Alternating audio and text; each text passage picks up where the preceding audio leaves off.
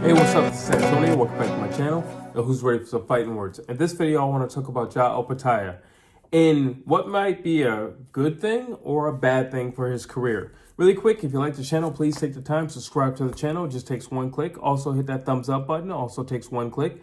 And let's jump into this. So, Jai Opetaia vacates his IBF title. Now, the question is, why would you do this? Well, because there's a big deal in Saudi Arabia and they got more money than the beach has sand. And so why not, right? Well, the question is this a good idea or a bad idea?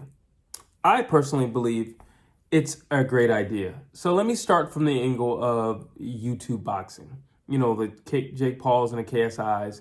And, you know, obviously what I'm doing right now is a part of that. But the difference is I'm talking about something that I know. I'm talking about something that I've been doing for many, many, many years, well over 10 years boxing, well over 15 years actually boxing.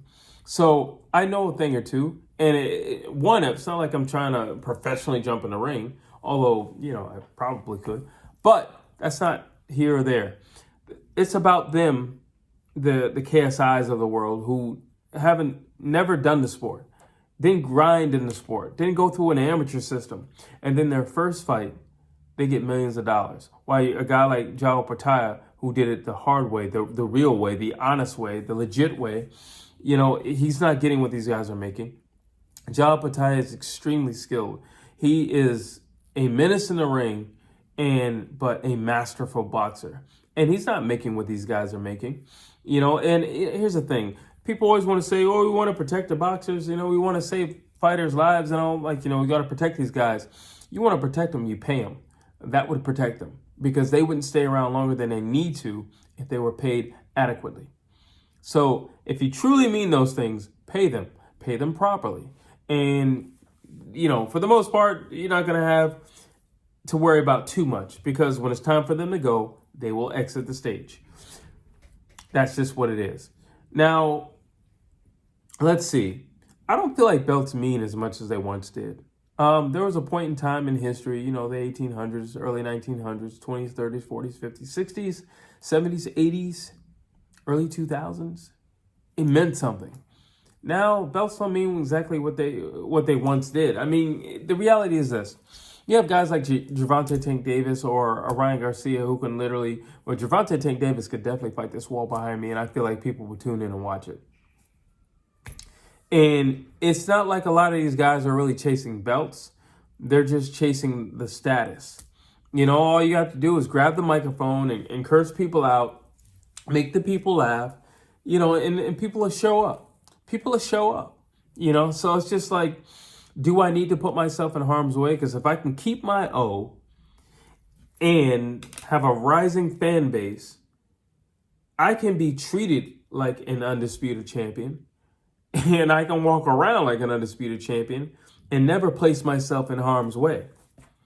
So the belts don't mean that much. So if Jai Opetaia vacates the IBF, it's not like, oh no, I can't believe he just did that. What are you talking about? They don't mean what they used to mean.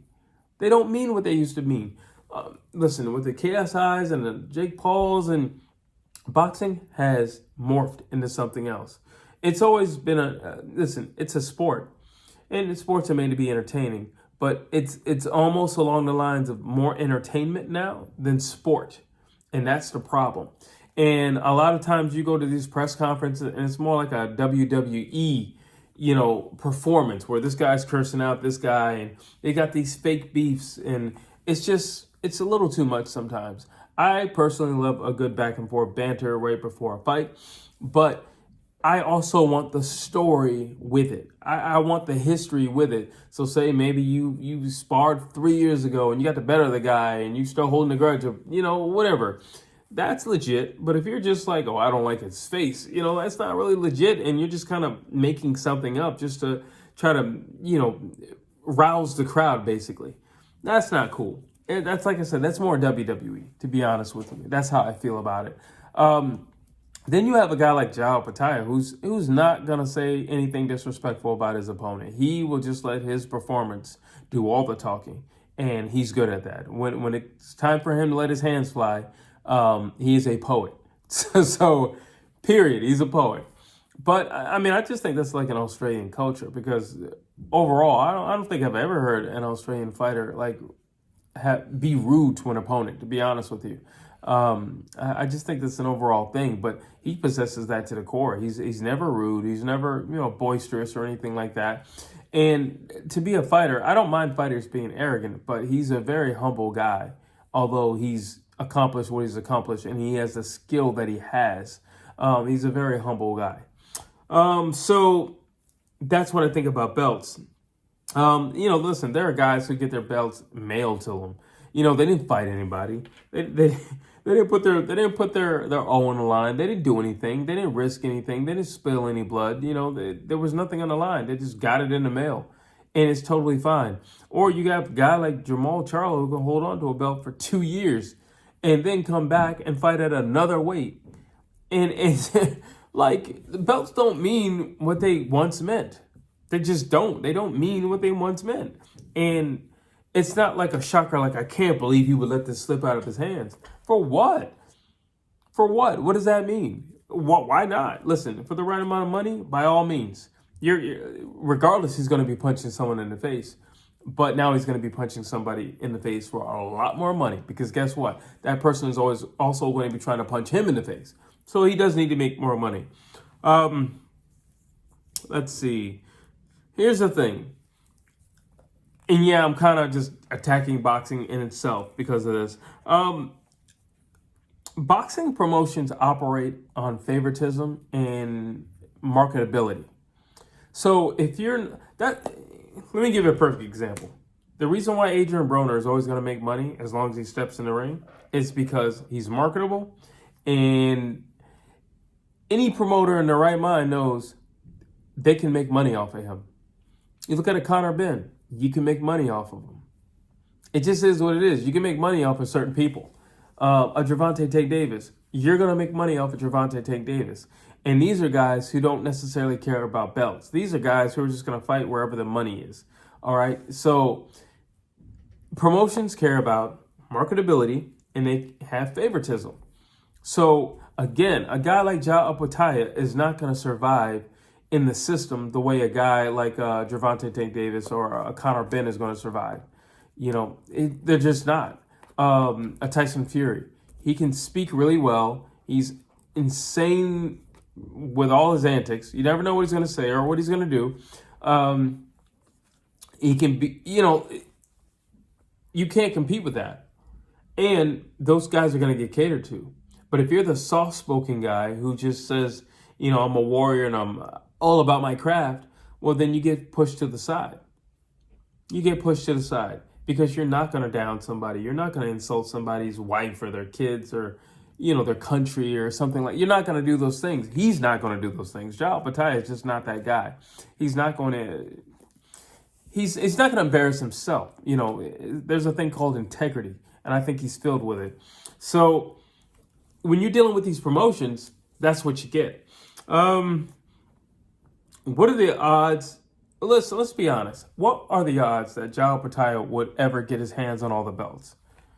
It's hard enough to get your hands on one because, this guy's the favorite guy, so we got to protect this guy. We can't allow just anybody to put their hands on him. We got to protect him.